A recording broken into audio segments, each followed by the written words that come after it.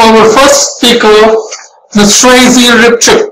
Going to talk about brand innovation and social media transformations. So here we go about Ms. Tracy Repchuk.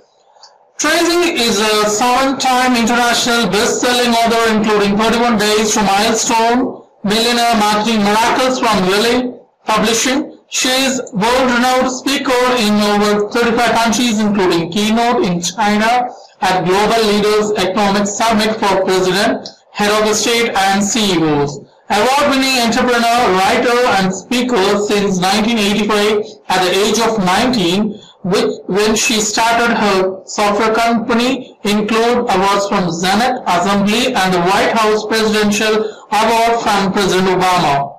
Being on the internet developing brands, websites, SEO and now social media since 1994. She has appeared in over 22 national and local TV as a trusted resource for technology, internet and social media. She has also served thousands of clients around the world to develop a fully branded end-to-end website presence so they can professionally match, rise above the competition and reach millions with their message. So let's talk about brand innovation and social media transformation. In the era of Facebook and YouTube, brand innovation has become a challenge when it comes to the reachability of social media audience. To teach us more on brand innovation and social media transformation, we have Ms. Tracy Repchuk, digital strategy motivational speaker, digital marketing architect, speaker and influencer with us. So Ms. Tracy Repchuk, our digital marketers are waiting for your performance and your presentation. Awesome. Okay, everybody. So excited to be here with you at the Global Digital Marketing Summit. I'm going to be talking today to you about brand innovation and social media transformation. Now, I've already been introduced, so actually I'm going to skip my bio. I think you've heard a lot about me, and if you wish, you can always look me up online. And I'm going to go straight into the starting point. Now, what companies have a tendency to do is to skip the branding and go straight to social media. The problem with that is about what I'm going to be showing you, all right? So let's first discuss the difference between brand and marketing, all right? So branding is when you establish an identity for yourself. So if we take a look at Federal Express, their brand was when it absolutely, positively has to be there overnight. Now this is also called a unique selling proposition, which I'll actually go into more detail in a minute. The genius of this is that one line allowed them to get clarity on their message and to make sure that they had positioned themselves to actually be the highest end of that market. And that's why Federal Express, of course, became one of the wealthiest of the express companies, and they got the best marketing. The other U.S. Postal Service, UPS, all of those got all the lower ground level because people started to think, if I have to get there, I have to FedEx it. And it became the actual acronym for, or not the acronym, but the verb for expressing and shipping. And marketing is when you take that message, that unique selling proposition, and you blow it out the door, right? You distribute your message across many channels, social media being one of them. Now, so your brand is actually the perception of people and what sticks in their mind and helps them make buying decisions. If we think of Richard Branson, we think, of course, he's an entrepreneur, he's easygoing, he's a billionaire, philanthropist, okay? If we think about Oprah, she is very spiritual. She has her own distribution network. So now she has also become part of the message and the distribution channel. And so she deals with issues that are going on in the world that she wants to bring to message. And a lot of my stuff that I'm branded on is how to reach millions with your message. On average, I reach about 20 million people a year through the various appearances that I make. Now, your brand provides a steady stream of ideal clients. It has an association with a market niche. It gives you greater credibility. you get recognition and prestige, and it has a higher perceived value. So if you're anywhere in the area of not charging what you believe you're worth, it means that you have a branding issue. Okay, and if we take a look at personal branding, self-positioning, and all individual branding by whatever name, that was actually first introduced in 1937 in the book Think and Grow Rich. So your brand is about you making it clear what you want to be known for. Otherwise, you're going to find yourself swimming in the sea of sameness. Now, this is an area where you're going to be suffering with your dollar per hour, you're charging too little for your time, and you're along this competition band where everybody is competing for the same target market. That's why you need to brand and up-level your position, authority, credibility, expert status, and ultimately influencer, so that you can charge what you're ultimately worth. So your goal is to stand out from your competitors and start to become brand you.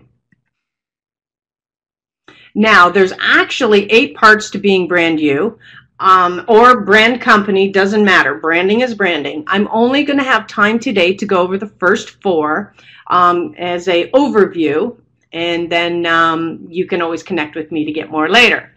The first, I'm going to talk about your unique selling proposition. We touched a bit on FedEx, your colors, your logo, and your website, that first impression and the look and feel. This is because this is the biggest thrust and impact that everybody will see regardless, you know, kind of how they meet you and what they know about you.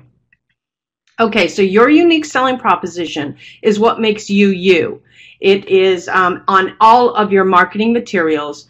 And the bottom line is, when you attempt to be known for everything, you become known for nothing. You have to think in terms of, what could somebody else say I do so that they can refer me? Now, you'll know you have an issue when prospects don't get what makes you special. So if we take a look at an example here of a unique selling proposition and how important this is, one of my favorite examples is M&Ms. So M&M candy comes out and they actually have solid competition against another brand. But M&M's positions themselves. They give themselves a unique selling proposition, and this was their genius move. So their unique selling proposition is the milk chocolate that melts in your mouth, not in your hands. Now, this line built 6-story empires around the world, $1-million empires in like Tokyo and France and Las Vegas and New York City and Dubai. They all have everything, not just candy now, but anything you can think of connected to the M&M brand. And then along, you know, their competition at that time was Smarties. And Smarties actually got lost because they didn't position themselves at all. And the sad part is Smarties is the superior candy. And so it goes to show you the importance that if your services and products are the better and you know it, then you need to make sure that we start to get a brand positioning in place so that other people can know it as well. And again, historically, because television was the medium that we had to kind of promote a brand, a lot of companies and a lot of people started to think, oh, I have to skip branding because it's too expensive and I don't need it because I'm not going on TV. It's actually completely critical that you implement branding now, because the internet has created a level playing field. You have the opportunity now to completely endear an audience, get them connected to you through your branding. And then, of course, when you go to social media and the messaging that you're putting out, that connects them even more deeply to you, and they understand what it is that you do. Your next element of branding is your logo. Now, the important element here is color selection. Now, a lot of times people just randomly either select a logo guy or they just build their own graphic because they think it's cool. But there's actually a lot of thought that goes into logo development. That's why tens of thousands of dollars is spent on that exact option, because every single color, and in fact, every single kind of tinge of that color means something. If you take a look at the importance, even as a standalone color, the Tiffany has their own Pantone, their own color called Tiffany Blue. And they've actually had it self-mixed. It's a secret formula. That's how important color is to your brand. And so you want to understand, what do colors mean? And therefore, what should I select based on, not you, but your target market? So we take a look at a client example here. Before they came to me, this was the logo and the colors that I was presented with. And so what you have to think with is, what do you think when you look at that, right? That's what I had to go with. So I look at this and I'm thinking perhaps she is in the baby arena. Maybe she sells baby goods. I thought that calm was about caring and nurturing for her baby. So then I asked her, what do you do? And she says, you know, I help businesses get rid of kind of all the chaos, and I help to create calm in a business. So number one issue here is that was not clear. Second issue is the colors are wrong. That's a baby color. We need business colors, okay? So here's the change that I incorporated in her logo. And so now it's create calm from chaos. We made it very clear what it is that she does. And then she was very connected to that C. So that wasn't a piece that we could get rid of per se. So we made it green, which was a good color for her target market, a nice calming color. And her target market is women. And then in this case, we added the unique selling proposition to create the entire picture. And that was maximize power, performance, and profits. That's what she does when she's implementing her systems and flow strategies within the company. So you can see how far you can be, especially if you don't have the big picture in place on what it is that you do for your prospect or client. And again, then I got a email or a text from her that said, man, if I'd have only met you earlier, I wouldn't have wasted $25,000 on branding that I had to actually completely redo. Now, here's an interesting and important element of brand, and that is consistency. So it's your job that once you select something, that you streamline it throughout. So if we start to consider our social media now, we have to understand that everything has to look the same. I can be any social media platform / Tracy Repchuk, my name, right? So that is how I have branded.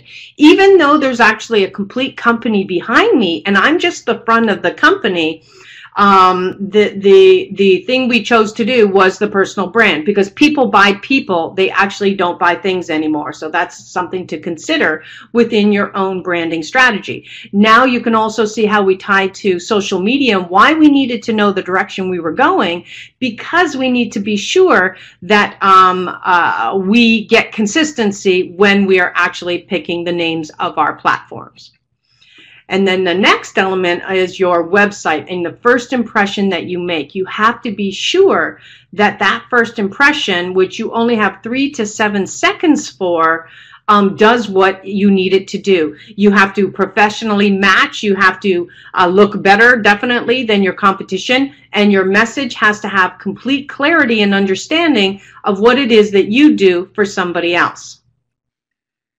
Now, one of the most important things I do before we again even go running down that social media stream is to make sure that you are building a list. And so this allows you to create a tribe of people that know, like, and trust you and ultimately buy from you. With 7 billion people on the planet and 5 billion on their mobile phone and 1.7 billion on the internet, you can't deal with that scope. We need to grab in who it is that's interested in exactly what we do. And to do that, we do a thing called list building. And so you ask for their, name and email address, and then you right here, and that's done on something called a landing page. So I bring this up here because we're going to build a separate website. It's different from our master website. and we're going to create the funnel, the start of the funnel for how we do all of our marketing. This, if you have ever heard the term make money while you sleep, the way you do this is starting right here. Now, here's an example of my landing page, fastactionresults.com, and all I'm doing here is when you're creating a landing page, you are identifying a target market, you're identifying their pain, you're telling them you can resolve it, and you're giving them a free gift that will assist in the resolution of that. Whether that free gift is usually a guide, in this case, so that's what you are setting yourself up for. And this is really important because now you are controlling the flow of what they see, because sometimes when they go to your website, it's overwhelming. They go for one reason, they see a video and they're off, and then they forget why they even came there. And the second is you can't track somebody who kind of came to your website. In this case, we now have a name, an email address, and we know what they're interested in, and now we can take that next step with that exact one person that we need. It also allows you to solve the problem of needing to reach millions, right? I can't handle millions of people on a phone call. I need them to come in through a funnel. You need them to be educated on what it is that you do so that by the time they do reach out to you personally, they're actually more ready to buy. Now, the second piece, now that we've established the website, our brand, our messaging, our foundation is in place for list funnel building and marketing, now we can start to leverage social media and create the transformation that's going to be required. Because social media is one of the greatest advantages in history that we have ever had. We've never had an opportunity to specifically and exactly find our target market exactly in a pool and be able to extract them for a possible relationship building scenario. And this is why the two must go hand in hand. If you just go out to social media without the landing page and without a clear message, it's like throwing spaghetti on the wall, okay? You're just hoping something sticks and then that you can run with it. So if you found that your social media isn't converting for you, chances are you've gone there before you've put that foundation in place. So let's take a look at the various social media platforms. Now, the key to social media is understanding what is your end game for every single post that you do. So there are 4 elements and goals of social media when you're communicating. One is called listening. That's where you manage your reputation, identify gaps, reduce returns, and increase retention. The second is your influence. This is where you increase your engagement, your web traffic, your awareness, and you use retargeting. The third element is networking. So this is connecting with brands and peers on the web for strategic partnerships. And then last but not least, and most people often forget this, is the selling. This is where you're generating leads and sales from social media. So you remember why we have that landing page in place, right? It is to send our social media prospects to our own personal funnel. Here's the biggest reason that you want to do this is, one, it's an asset in your company. Your list becomes an asset. And the biggest reason, though, is all the social media platforms, as great as your connections are out there, you don't own them. So that means, you know, if Facebook ever decides to that you're no longer wanted on their platform, then they're like, hey, bye, thanks for coming out, and they can shut you down. And all those followers, all that relationship that you were creating, and all that time you put in is gone if you didn't pull over those that really want to be connected with you into your funnel. Now, the ratio here is listening, influence, and networking are at 80% and selling is at 20%. So you really need to plan what you're putting out in your social media. Now, in order to see what you've already done so that you can course correct, you want to do a 10-minute social media audit. And what this means is you go to a platform, let's say Facebook, and you take a look at your last 10 posts and you categorize them. Were you listening? Were you networking? Were you selling? That type of thing. And then you're going to take a look at where is your time being spent. And then you need to make sure that you're creating that ratio of 80-20 so that you can hopefully start to generate people and send them to your landing page. Okay, so here's the big reason, right? When we do LinkedIn, Twitter, YouTube, Facebook, Pinterest, Google+, Instagram, any of the social media chat areas, we are engaging with people there, but the reason we're engaging is to move them into our funnel. This is the missing link. This is what people are forgetting to do. And when you do that, now you have that mecca of very interested and hot people, hot leads that you can now educate on a rapid fire way in a very controlled flow. And I'll show you that flow actually at the end. Now the statistics, even though, let's say Facebook is at the biggest, right? 41%, Instagram, YouTube, Facebook Messenger, Google+, Twitter, Snapchat, Skype, LinkedIn, Pinterest, even though these statistics might read as they do in that Facebook, hey, is the most popular, I should go on Facebook, that necessarily is not the truth. What you have to remember about statistics is they are generic across the platform, but they may not be specific to who your target market is. So I'm going to go over where I spend my time on what social media platform and why. And then I want you to start thinking in terms of how do I leverage these for my target market? Because it all needs to be specific. Where you spend your time matters. So if we take a look at Facebook, Facebook, I do about 5 things in it, and I'll tell you the major reason, though, why I use Facebook. So in Facebook, yes, I've built up a platform. I've got my personal page, which is kind of down here at the bottom, right? The facebook.com/Tracy Repchuk.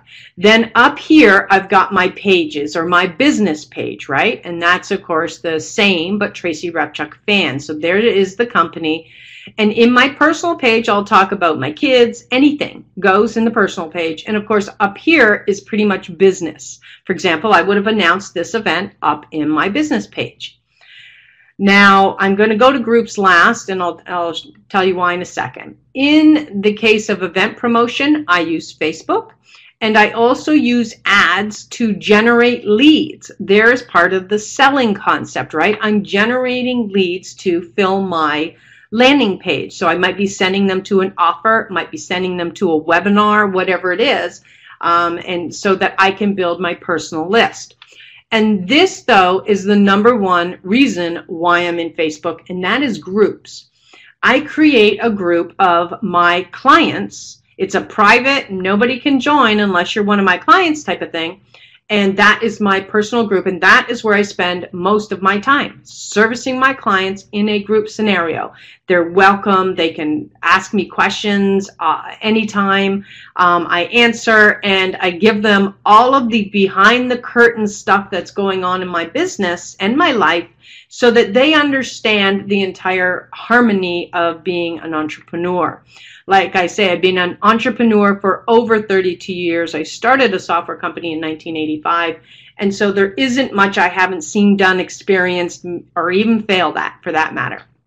So the next element of power you have is to leverage Facebook, again, only through their live broadcasting.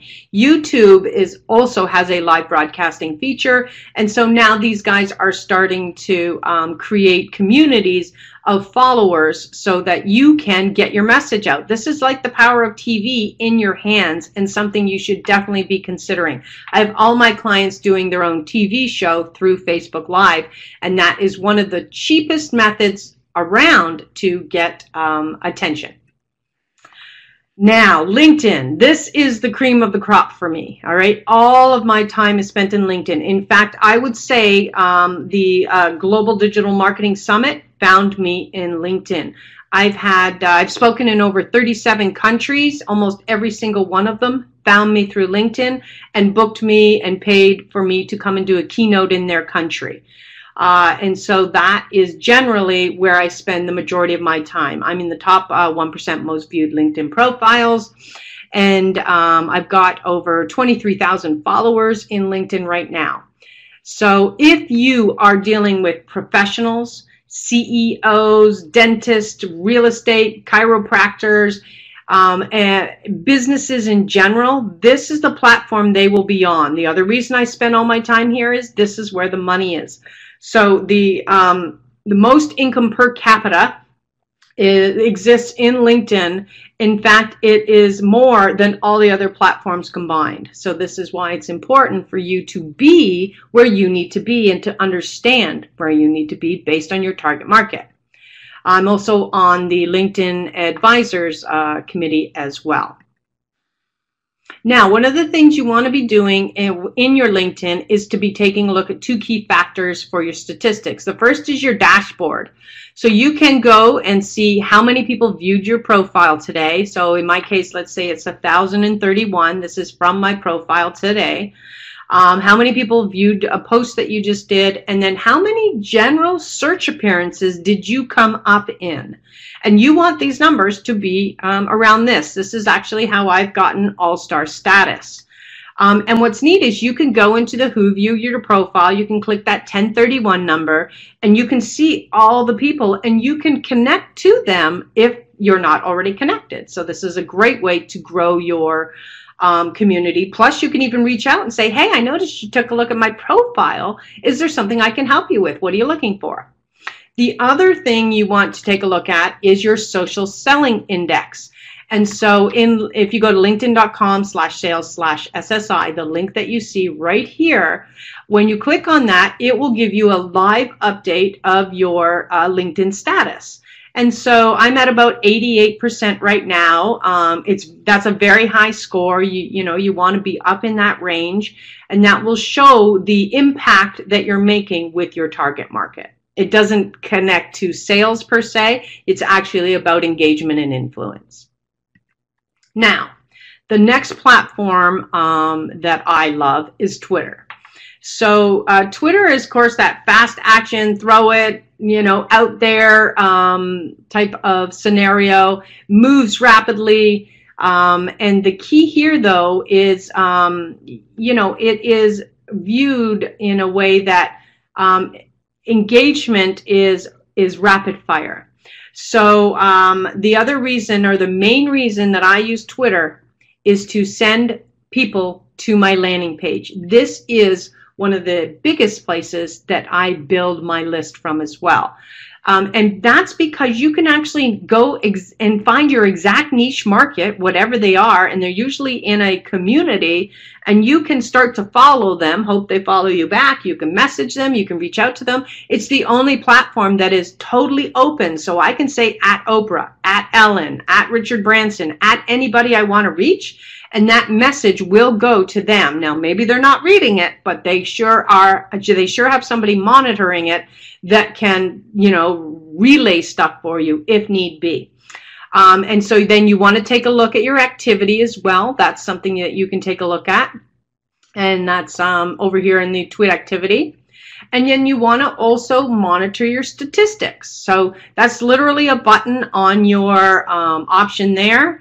And you can hit tweets, and so in this case, 208,000 impressions over the last 24 hours, and let's say 10,440 impressions on that tweet, and 10,433 on that type of thing. And so you want to start to monitor what is your audience responding to, so you tweet more of that. All right, that's why you really need to start looking at things. Now, the next element we can take a look at here is Google+. So Google+ is often the forgotten stepsister, so to speak, of the social media platforms, when in fact it is one of the most powerful and yet neglected ones. You definitely want to be on Google+. Everything you post, everything everywhere else should go there. And I'm going to tell you why. Yes, it has circles. So it's got these cool things going on, and hangouts and stuff like that. But the big why as to why you must be on Google+ is the indexing on Google. So if we take a look at the fact that Google is the #1 search engine in the world, they're the giant, okay? YouTube, second largest search engine in the world, and of course owned by Google. And the third, of course, is Google Plus. And that is, you know, if we go, you know, God, King, Queen, that's the triangle of SEO optimized power right there. You want to get seen and heard by millions of people, you need to be in the top of the search engines, and Google is the way that you do that. And Google Plus indexes. So when you post in Google Plus, boom, Google takes a look and it says, I like this. It came through my platform, and it raises it and puts it out there. And this is just an example. I have one of my clients who's Jim Meskimen. He's in movies and commercials and things like that.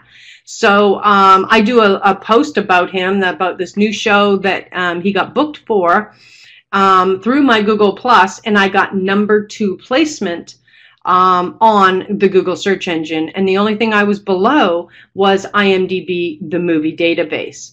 And so this shows you the power and the leverage that Google will give you when you use their platform. Now, into the world of YouTube. So YouTube, of course, everything is becoming visual right now. People always like to be shown something. It has far more impact than just words, okay? This is why presentations work so well right now. Because you're able to track, versus if I was just talking to you, it's hard to understand how all the pieces work together if it's not presented to you visually. And that's why YouTube has as much power as it does, because people love it, and people love, and Google loves it for the search engine optimization. So YouTube reaches more adults than any cable network. 300 hours of video is uploaded every minute. There are 4 billion videos that are viewed every single day. More video is uploaded to YouTube in 1 month than the 3 major US networks created in 60 years. There's over 700 YouTube videos that are shared on Twitter every minute. The average viewing time is 40 minutes from a mobile phone. And Google paid $1.65 billion for YouTube in 2006. And it is, of course, the #2 search engine in the world. This means you have a major opportunity, because only 9% of small businesses are using and leveraging YouTube.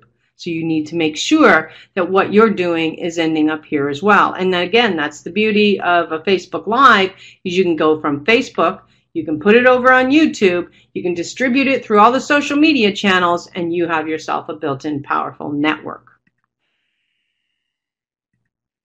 The next we'll take a look at is Instagram. So Instagram is a very powerful visual tool. And again, that's why people like it. We like to look at things. So here is great for restaurants, great for fashion designers, great for real estate, and great for businesses when you can show something visually to make that impact. And so one of the best uses and ways to leverage Instagram is, of course, through the hashtag. The power of Instagram does lie in the hashtag. Hashtag exists over in Twitter as well, as you may know. But in a typical Twitter post, people generally accept about 2 hashtags before they dislike the nature of the tweet. However, in Instagram, generally people will slap 25 hashtags on it, and people don't care, because we're not visually looking at that. We are looking at the picture. So if we take a look at this example, so $1 Million Listings has about 401,000 followers up on Instagram. So my son's in real estate, right? So we're always looking, where could we post something he has to get more followers? In fact, he's been on $1 Million Listings, which is a TV show, 3 times.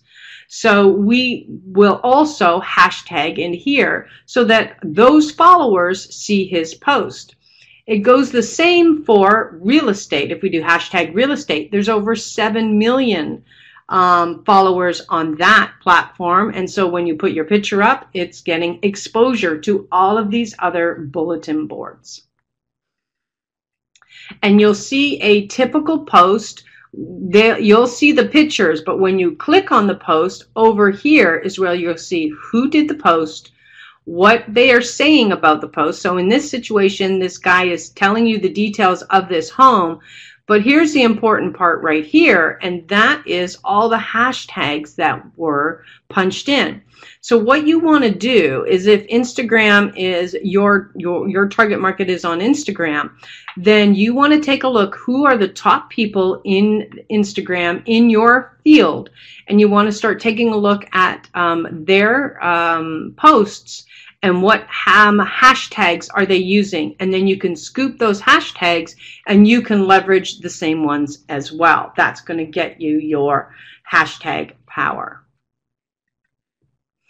And then last but not least is, how does this all work together? This is the system flow that I wanted to really highlight, because when you understand the logic behind why you're doing something, and again, because you know, I graduated as a computer programmer back in 1985, that's why I started a software company.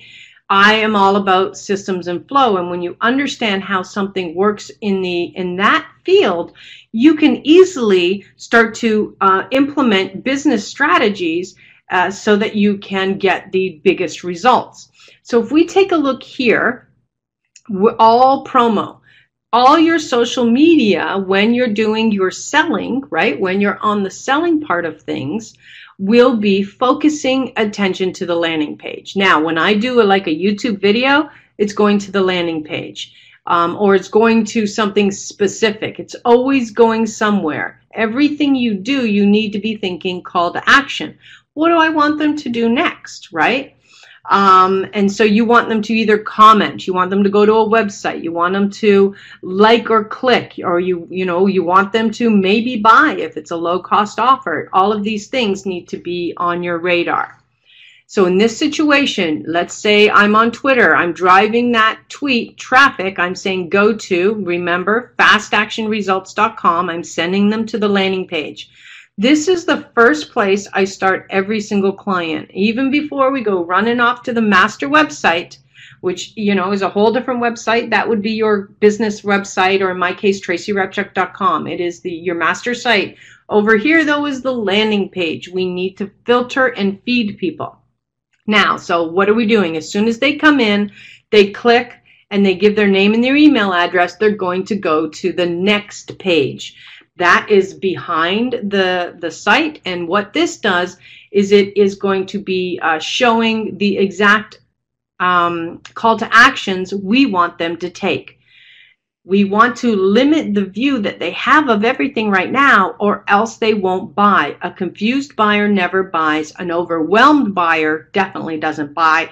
Most websites, including my own, overwhelm because they have so much that they need to tell you. So this allows us to communicate in little baby bite-sized chunks, like a little TV commercial, right? You want to just hit them in small bits. And so what we do is we go to this page, and the thing they're going to be able to do is to download the free gift that they just came for, right? But the biggest thing we want is, what do we want them to do next? And that's why it's important for us to know the call to action. Do we want them to book a discovery call? For example, this is what I want people to do with me. So I would invite them to have a call with me. It goes to a question, satisfy what they need. So this is the key right here. This is the golden triangle. Now, the other thing that's working for us is the autoresponder system. Their name and email address went into a system, and that's called an autoresponder. That's the automated email system that's going to be sending out emails on your behalf to educate and enlighten on what it is that you do. This has to be in place, because if it's not, then what starts to happen is you can't handle all the inflow. You can't handle thousands, if not millions, of people contacting you and needing to ask a simple and basic question. You know, like, should I be on Facebook or should I be on YouTube? You can't answer those questions. The autoresponder system is going to help educate them to a point where they now say, you know what, I realize I need branding. Can you help me? And then they start to come into your system, come in and do a strategy session with you. Oops. Let me just go back here. I'm going to just talk about the next thing that you can do. From this thank you page, you can send them to 2 other locations. The first is an offer if that offer is low end, and of course up here $7, that type of thing. And then you can also now, so in this situation, it would be, I'd send them to tracyrepchuk.com. I'm okay that they look at it now because in the autoresponder system, that email marketing that's happening, I'm going to be communicating to them in a way that they're going to get the pieces that they need at a rate that they can consume. It's all about the consumption. So therein lies all of that data.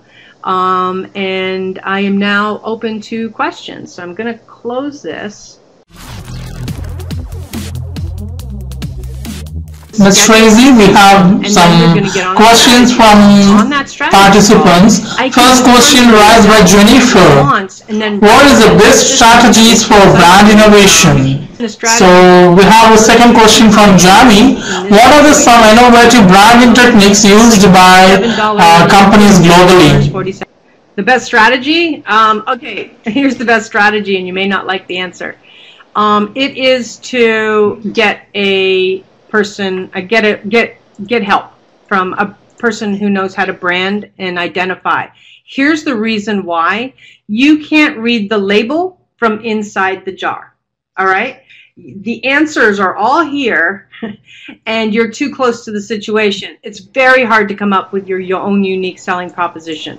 So if you want, you should be known for, or I want to be known for this, how would I phrase that, you know? So these are things, but honestly, if there's money you can spend, it is at that ground level, because don't forget, you've carried them for the last however 50 years or so, right? So it's important that you really set this and get it right. What was the first word? Well, you know, it's funny. Branding isn't necessarily all about innovation and thinking outside the box, because it needs the clarity of message so that your audience can understand. So if you take a look at some innovators of brand, that of course would have been Steve Jobs and Apple, okay? So out he comes, right? And his commercials, quite frankly, aren't often about the computer, right? They are, you know, whatever they are, and then a little apple would appear later. Here's the thing you have to remember. We do not have that luxury in often cases that Steve does, and that was the media input he could do. Ms. Tracy, thanks for your time. Thanks for valuable information too. And thank you very much.